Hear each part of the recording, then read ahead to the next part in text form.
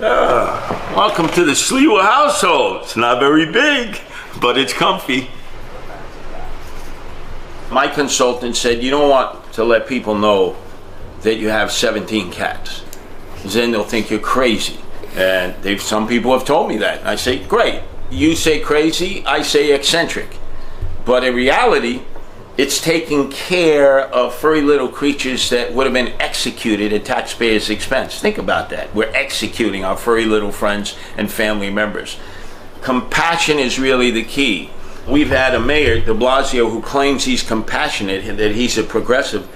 And as a result of his inactions, we see not only animals being slaughtered who could live a good life, but the emotionally disturbed who are everywhere. He had a program, Thrive, took $1.25 billion over 5 years. It was supposed to deal with the emotionally disturbed. He never does. And then the homeless, situation which is growing in leaps and bounds. People don't understand who they are and where they're from, and they get vilified. Hi, everyone.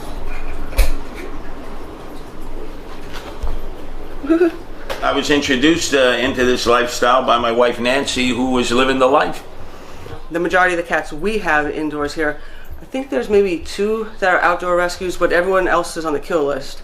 And those are the cats that are in the shelters, and they're considered unadoptable, but they won't even give the opportunity to adopt them out to the public. So you have to be an approved rescue group to do that, which is kind of crazy because they're limiting the opportunity to do that. And they're very quick to classify them as unadoptable when so many of them are adoptable.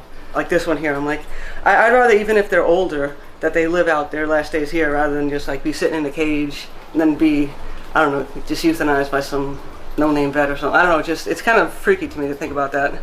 Over 1,000 people responded on social networking and said, looks like the gremlin Gizmo. So that became her name. But again, she was in real bad shape when Nancy rescued her. She had a fungus all over her face and her body. She was not able to really eat. So Nancy was able to nurse her back to the point now where she's pretty functional. There's a form of compassion that is devoid in our city, for the most part. Definitely in the politics of the city. It doesn't matter, Democrats or Republicans. They don't exude compassion in any way. So I've always believed that a society that does not take care of its animals will not take care of its people. Voila! Look at how we treat the emotionally disturbed and the homeless. We have to care for the animals because animals are our equals. They're our furry little friends. They're our family members. And it's the one of the few things that I've seen that actually crosses the divisive line in politics. You'll see Trump lovers, Biden lovers, independents. The moment you mention animal welfare, no-kill shelters, they let their guard down.